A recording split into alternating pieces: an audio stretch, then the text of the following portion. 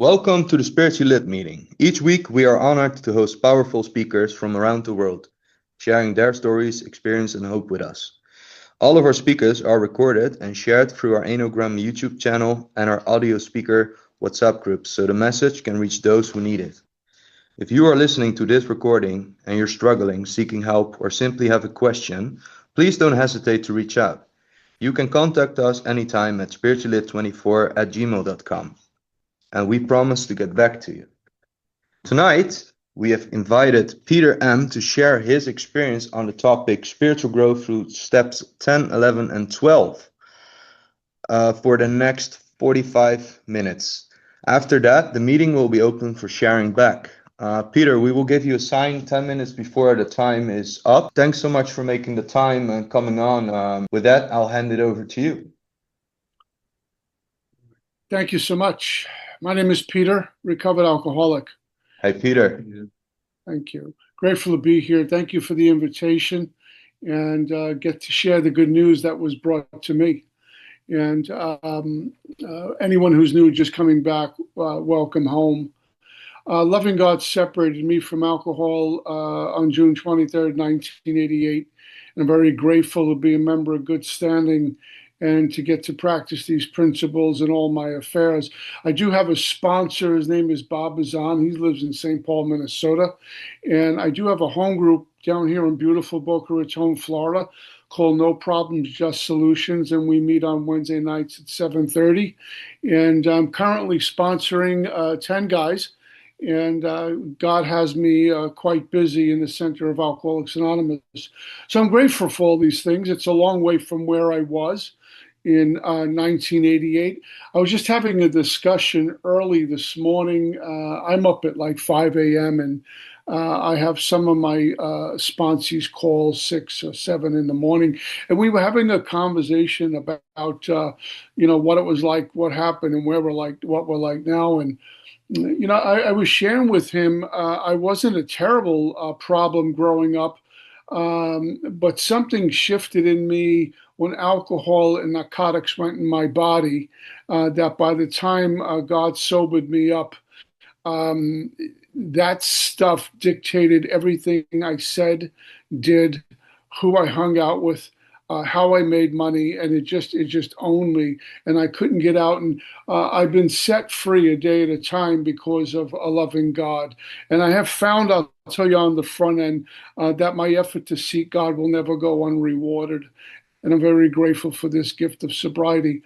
My separation from alcohol wasn't, and other substances is Cocaine Anonymous. I can tell you without worrying about traditions here. I used heroin for a long time, used cocaine. I hate weed. I smoke weed. I think it was a waste of time. I can never roll a joint. I just didn't know how to do that. I used to make these pregnant joints where the center was all puffy and there was seeds in the weed. I says, I just give me a double vodka, and what I really like to do is eat pills and use narcotics. The more numb I can get to life, the better I was. I would do a lot of, I did a lot of speed too, and coke. And the problem is your jaw winds up over here for some reason, and you talk way too fast and make too many promises.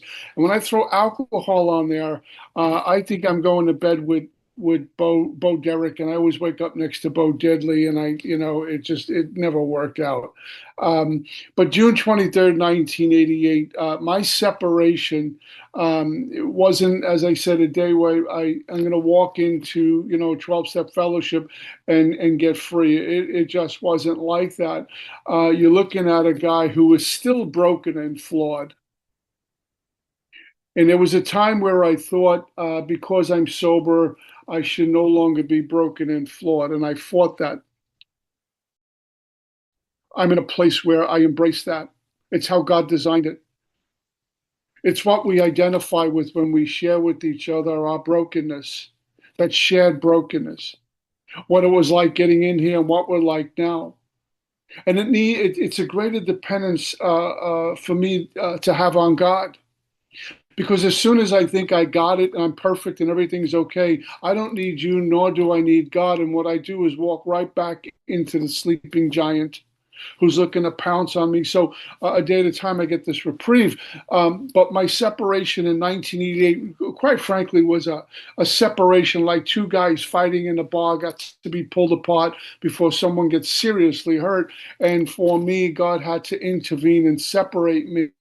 At the end of my journey out there, it was alcohol and Valium. I could not get away from it, no matter how much I tried.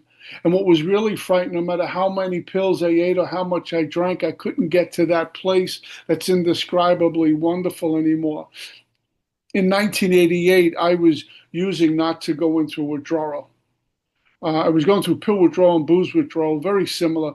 And that's what I was basically fighting off, not to be sick. And I had been through 6 treatment centers by the time 1988 came around here in the States. And most of them with a 30-day inpatient lockdown facility. You know your life's not going well, guys. You know your life's not going well when your side of the door does not have a doorknob. That's a good sign that things aren't going too well. And I'd walk into these facilities, and my side of the door never had a doorknob. And I would do 30 days in there. My fifth treatment center, I was in there for 9 weeks. And I would sober up and clean up and bathe and shave and eat and go to group and therapy and go to the fitness center and all these lovely things. And I'd be drunk in an hour. So by the time 1988 rolled around, I was living in the streets. I was homeless. I was quite literally a bum. And I lived in an abandoned building in lower Manhattan, New York City, in an area we refer to as Alphabet City. It was a really sordid spot. You had junkies, you had the winos, you had the crackheads when that stuff hit, and the neighborhood basically blew up. It was not a good place to be, and a lot of abandoned buildings and things like that. Some of you guys may have seen clips from, the South Bronx in New York in the 70s, what that looked like. It was a hellhole, and the poor folks who had to live there and couldn't get out. Well, that's where I was, in that type of environment, and I felt safe in the back of an abandoned building hallway. I, at the time, weighed on a good day 130 pounds. I'm about 200 and change right now. I had hepatitis C. I'm urinating blood. And I don't know the last time I got in a shower and bathed or had a square meal. My life revolved around panhandling, getting money to the liquor store, cop some pills, and go disappear somewhere. And then that's pretty much how I lived for a long time. And my family locked doors on me. They didn't want anything to do with me, and I couldn't blame them. If I suffered from, a clinical depression or some other illness, albeit they might get frustrated, but they could understand that. But there came a point living the life that all of us were in, even loved ones begin to hate us for what we're doing to ourselves and how we're tearing up their lives. And anyone who's ignorant, who's unaware of addiction and alcoholism, thinks that if we just get enough willpower, met the right person, my family would say, just grow up and be a man, we'd be okay. And they don't get it. Because I would curse myself for being a weakling and less than a man because I couldn't stop. I just couldn't stop. Treatment and jail did not stop me from using. The one power and the only power that got me to stop using, intervene, separated me, keeps me stopped now is God. Nothing less than that great fact. And I will never, ever, ever hide that in a closet because I'm afraid of offending someone. If someone gets offended by God, you're just offendable. I'm sorry. Welcome to the NFL. So I'm very grateful to where God brought me. And in 1988, I'm laying in this hallway and I couldn't take the pain anymore. Folks, it wasn't the physical pain, it was the emotional bottom. And I've heard enough stories in my day. I've had a few birthdays in recovery. It's the emotional bottom that gets our attention. And I've learned that God, whether I'm drunk or sober, will create an environment for me, will put me in the middle of set of circumstances that I truly believe with my mind is a is punishment for what I've been doing or not doing, and it's quite frankly God's love to get my attention over and over and over again. If any of us have children, we'll give them a timeout, and they hate us for that moment, but it's to teach them, to instruct them, because we love them. And God's mercy is even greater than mine or anyone else's. So I'm lying on this floor, and I will tell you in the back of this hallway, and I come to the realization that I reek. I haven't bathed in a long time, and I felt frail. I touched how frail I really was, and what my life has turned into. Picking up a drink at 14 years old in New York, where I was born and raised, and winding up a homeless bum. I mean, how did I get there? The first drunk was euphoric, and this is a nightmare. How did I get here? I have a police record. I have 6 treatment centers under my belt. No one wants to even fly over me at this point. And it wasn't because I was a tough guy. I was far from that. I was just, if I got involved in your life, it was going to get tricky right away and messy. And how did I get here? Now, I share this for a couple of reasons. One reason this, because my assignment is about growing and understanding and effectiveness with 10 and 11 specifically. I didn't walk into AA. I want to find the Lord and I love the Lord. In fact, it was quite the opposite. I'm a cradle Catholic, but I despise God. Growing up, my mom taught me about God and how much He loves me, and pointed to the carpenter and all these wonderful things. And when I was a kid, it kind of worked, I guess. But my mom was a narcotic user and an alcoholic and committed suicide, and I wondered about this God.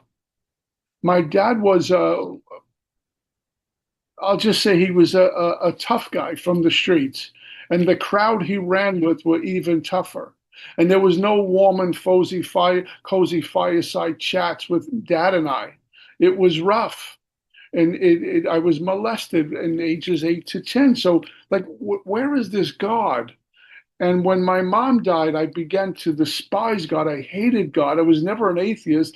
I just knew God was cruel.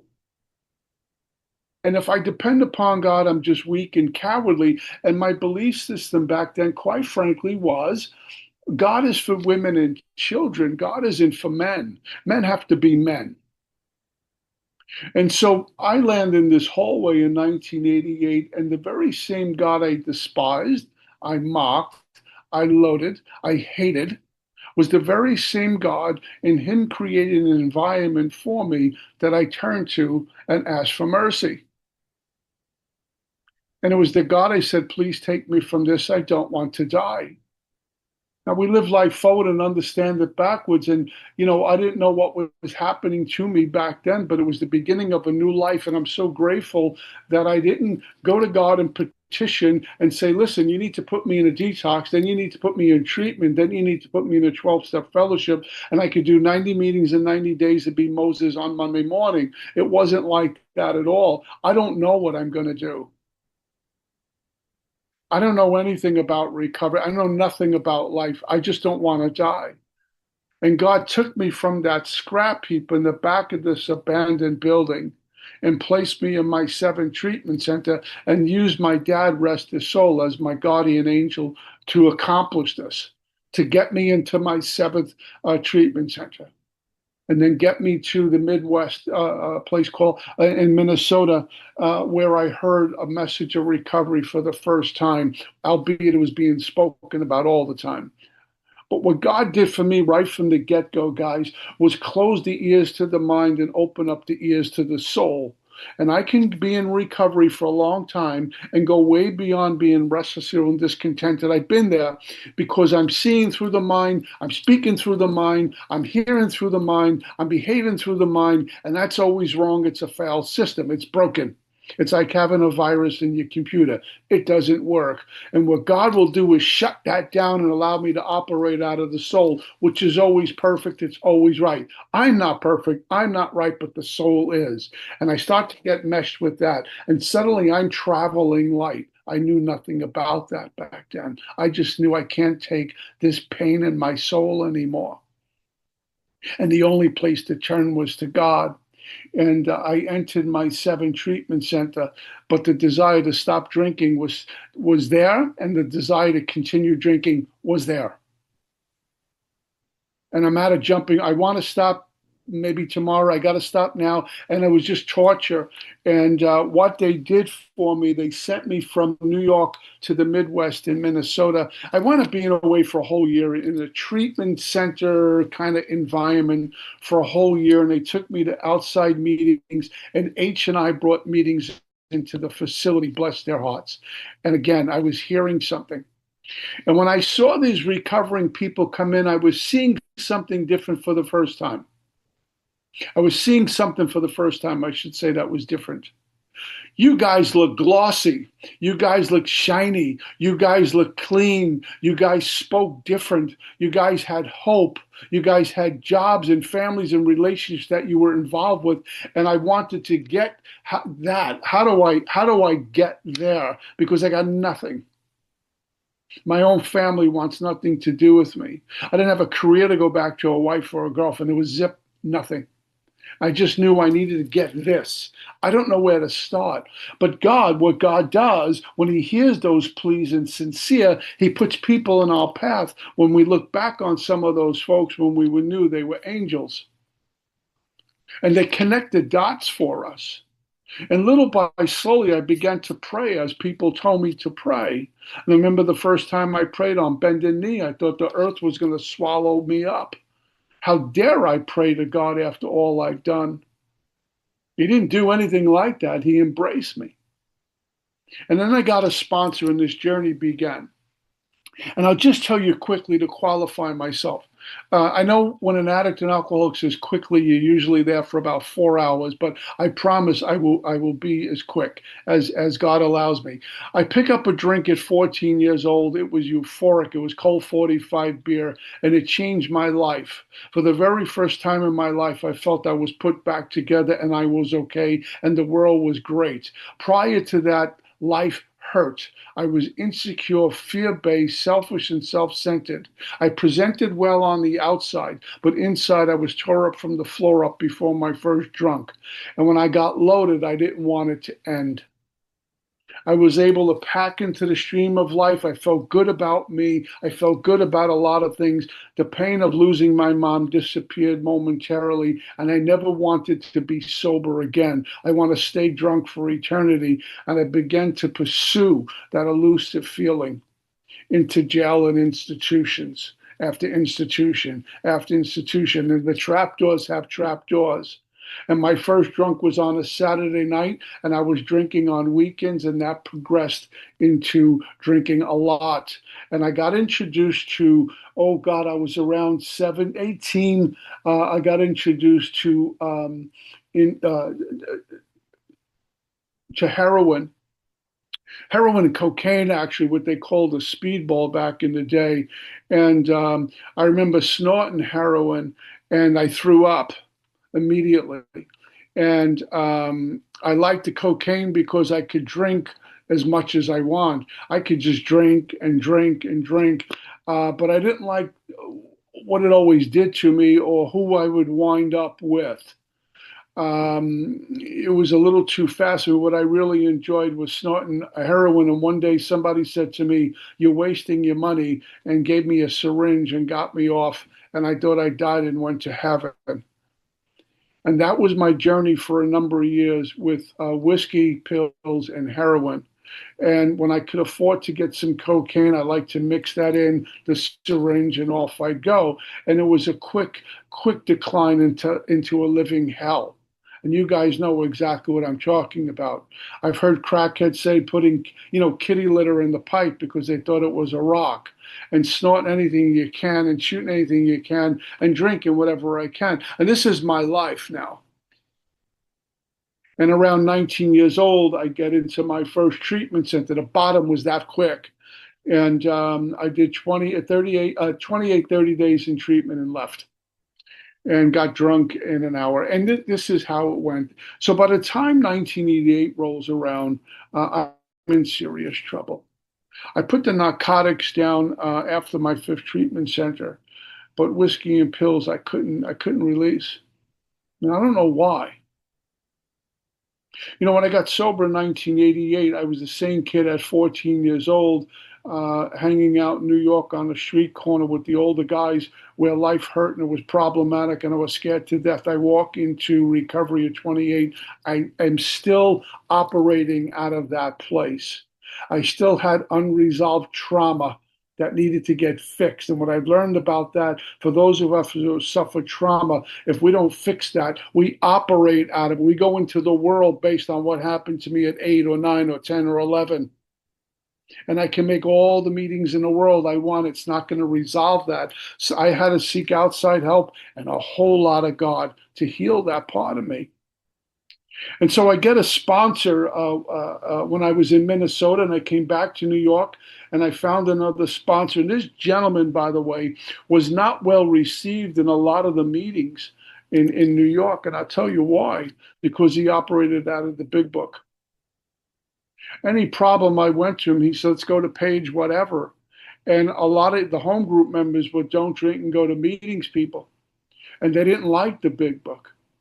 Maybe they weren't really alcoholics. I don't know. But I love them because he took me in a journey towards the steps and taught me about prayer and meditation right out of the gate. I didn't even do a third step, and he had me meditating already, albeit at a beginner's level. But I was already learning about the sacred silence that I need to go into darkness to see and silence to hear. I knew nothing about that. And he put me on a timer, 1 minute. And it felt like eternity, and then 2 minutes, and so on, looking forward to meditation. Part of, part of this journey, it talks about it in the St. Francis prayer about self, me. In fact, I'm the most important person wherever I go. And the real healing part is self-forgetting. But what I've learned is self-forgetting doesn't equate to self-neglecting. In fact, I take care of myself better when I'm not from me, but from me. The first sponsor, and I'm starting to learn for the first time, what I'm up against is threefold illness that only God could and would if he was sought, that no human power is going to relieve me of this. Love for children, love for a spouse, love for siblings, not going to do it.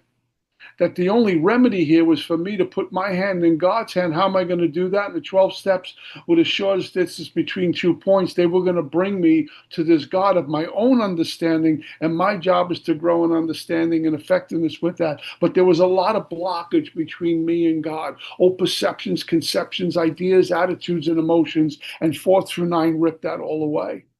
I was challenged in step 4 when I was writing, and I was further challenged in step 5 when I was sharing. My sponsor would challenge me throughout. Every time I've done a 5th step, sponsors have challenged me about getting a little bit clearer on what I did to participate in this, how I even caused it. And my 4th column was really, really uncomfortable, but I got to see me on paper. What I tended to do in early recovery was treat the results of my alcoholism and addiction rather than getting to causes and conditions of it. I got to get the problem. It's just putting a Band-Aid on a wound that won't stop bleeding. What I needed to do was go in order to go out. Because if I don't go in, I'll go without. And that was the journey, and it was incredibly uncomfortable at times. So I go through the steps and I'm making amends and things are kind of cleaning up and I'm able to look the world in the eye and I'm starting to travel light. I'm not ashamed to go in certain places. I'm not worried if John or Mary turned the corner because I'm up to date with amends, and I start to feel a lot different about life. I'm starting to not be afraid anymore. I'm starting to not feel dirty anymore. I'm starting to pack into the stream. And what happened? My relationship with this power called God felt different. One quick story. As I said earlier, I'm a cradle Catholic, and I really wasn't a member of my church. I'd go occasionally and walk out. I go occasionally and critique everyone. I should be doing it. I'm in AA. I can do a better job than the priest. And none of these people are really practicing these principles. And I would take everyone's inventory. And I stopped going.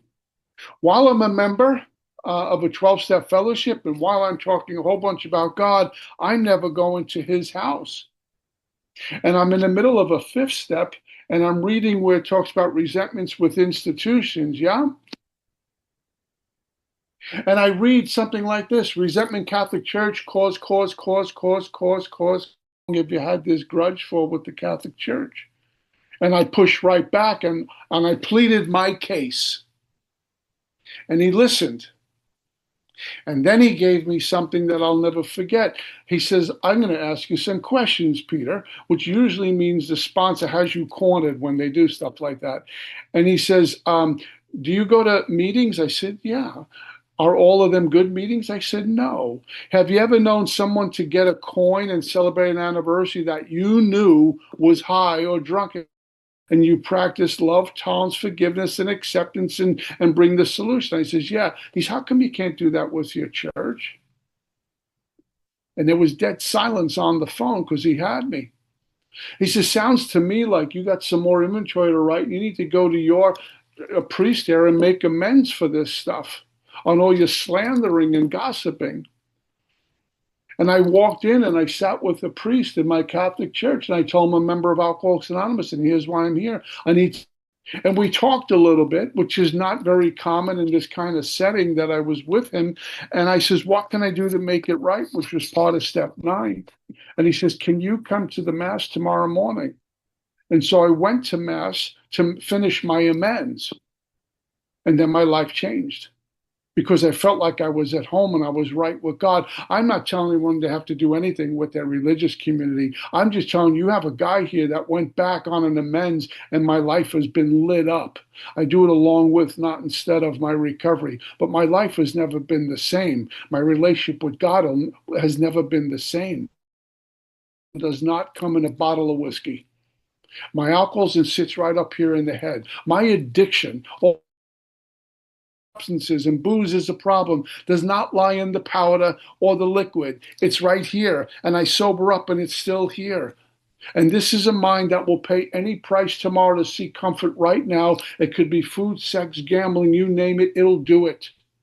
Just to seek comfort, because I'm really edgy. And I just think I'm having a day. Many of us have bad days, but not that bad. And I have bad day after bad day after bad day after bad day, and it's always someone else's fault. I need to go back to school, get a new career, get a new relationship, and the problem is me. And seems to be when I start to awaken, really awaken spiritually, no matter what's going on out there, I'll agree and disagree. We can all agree right now the globe is upside down. It's insane in the world right now. And I can attach myself to a political party and ride that horse right into a wall, or I could pray for healing and be part of the solution. I start getting into a lot of spiritual literature along with our big book, and attending religious services often. I became a member of the congregation, if you will, and did service there. And it kind of opened me up. My assignment is 10 and 11, so I will tell you, starting with step 11, if we look at 10 and 11, they crisscross in the literature. Step 10 is about, the spot check going through the day, yet step 11 talks about going through the day when agitated or doubtful, we pause and ask for the right thought or action. Now, I can quote this book. Many of us in this room, I sure can, but I'm always interested in what it looks like currently, what it looks like live. So I will tell you, from my first time I meditated, which was 1 minute and it felt like eternity, and I was usually a getting up at 8 o'clock in the morning guy, 7 o'clock in the morning. I'm up at 5, and I cherish the silence in the morning. And right behind me, I have a little altar, and I go to that altar first thing in the morning, and I begin with prayer. Now, what I've learned over the years is that my praying cannot command the Spirit to do anything. But my praying centers me for God to do whatever He wants with me, and I sign up for that. I'll go where you want me to go, I'll do what you want me to do, and I'll say what you want me to say. I'm here to serve. So I say a handful of prayers: 3rd step prayer, 7th step prayer, our Lord's Prayer, Serenity Prayer, all to get me centered. What I do a lot of is pray for the suffering in the world right now. What I do a lot of is praying for sick and suffering in and out of their rooms. What I do a lot of is praying for other people. I pray for peace in my country. I pray for peace around the globe because it's not peaceful right now. It's unbelievable how everyone thinks they're right and everyone else is wrong. You can never have a handshake with that kind of deal. So I pray for a lot of folks and a lot of things like that. And then I go into sacred silence, and that's meditation.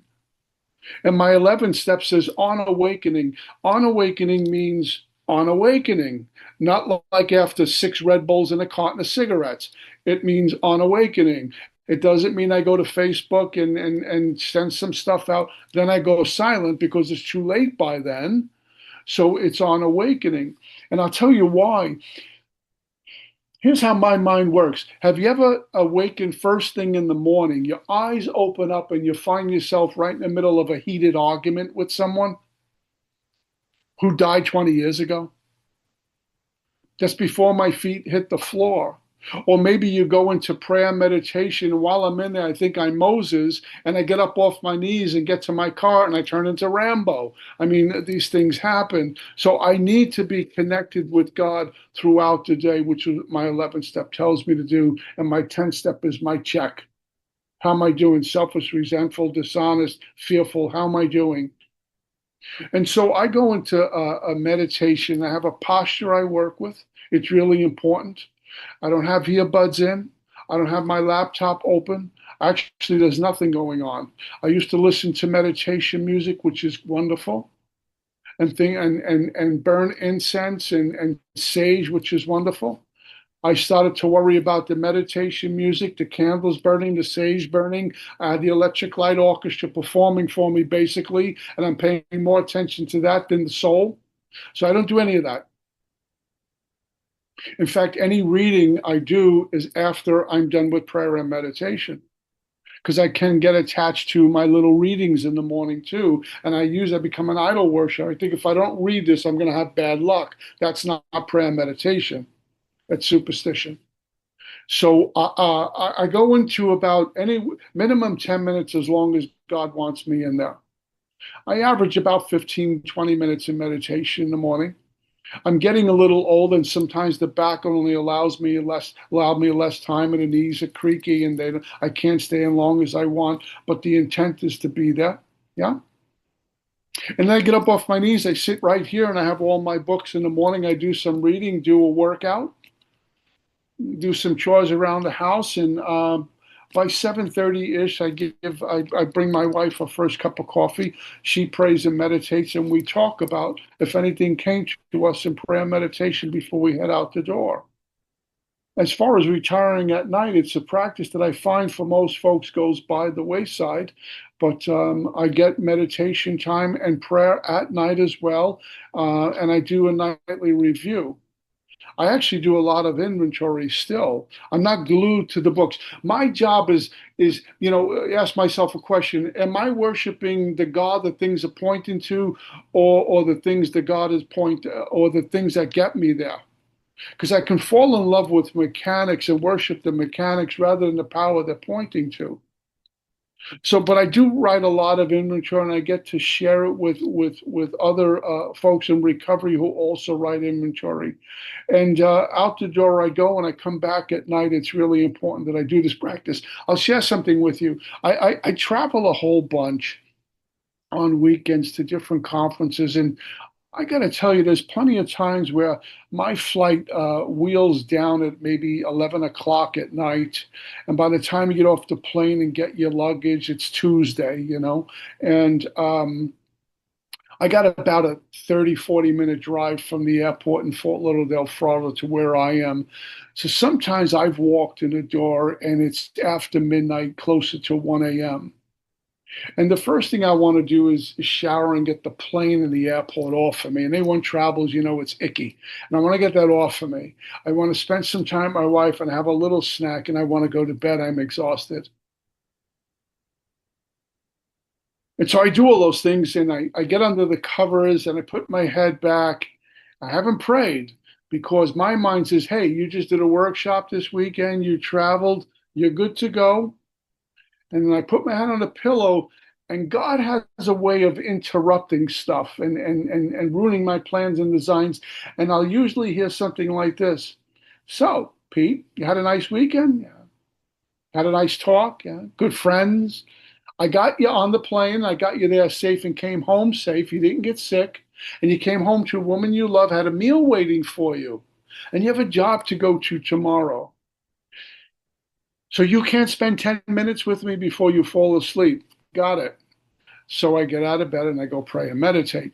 So I realize that I'll do that before I even make plans to get in there and go to sleep. I spend time with God before. And listen, on trips like that, it's not the most eventful time. It's not a 4 hour meditation. I just need to give God thanks. And he's pleased. Thomas Merton says, God, I don't know if I'm pleasing you, but my effort to please you, I know pleases you. It's that important. I work with lots of books, and I'm quick to see where religious people are right. And I don't care what religion they're from anymore. I can learn from anyone. Once I say I know, I stop learning. And I have learned from a lot of folks. I've learned from rabbis. I've learned from people of other religions. I learned from Buddhists. I learned from my priests. I want to know. I'm interested in what their take is. That we're all walking up the same mountain. And we're all on different color horses. One is black, one is white, one is striped, one is polka dot, one is tall, one is short, one is skinny, one is fat. And we're all going to the same place. And what I'm guilty of, what many of us are guilty of, is throwing the other person off the horse because they're different when we're all going to the same place. So I want to know. And if you fall off your horse, I will pick you up and put you on mine. It's just the way God wants me to live. Practice these principles in all my affairs, not just in AA. And God will feed the soul because I get soul food to feed other people. Scripture said something like, if you eat from, I'm going to paraphrase, eat from a bad tree, it bears bad fruit, which means you're going to get sick. But if we eat from a good tree, which bears good fruit, we're going to get well. And my job is to feed people the way you feed me. This is how this works. It's reciprocal. The process of recovery is not linear, but transformational. We can speak to cats with 1 year clean and sober who are lit up, and speak to someone who's got 10 years. We don't even want to have a cup of tea with them. It's really about the soul. So God has turned me on to a lot of wonderful teachers, a lot of information, a whole bunch of books I work with. I still make a lot of meetings.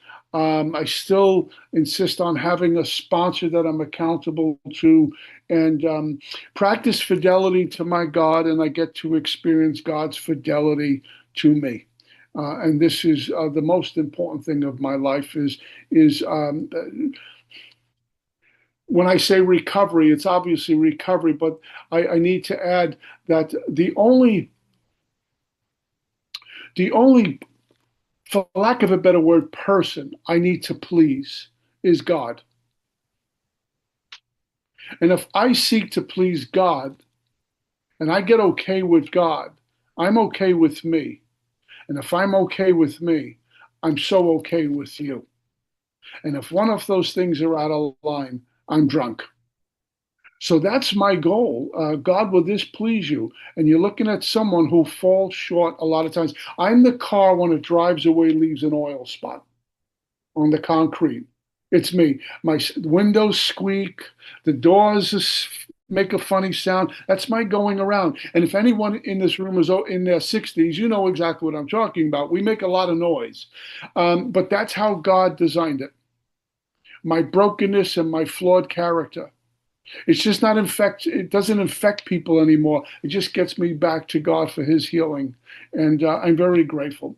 So I think that's all I got, guys. So thanks for listening. My name is Peter. I'm an alcoholic.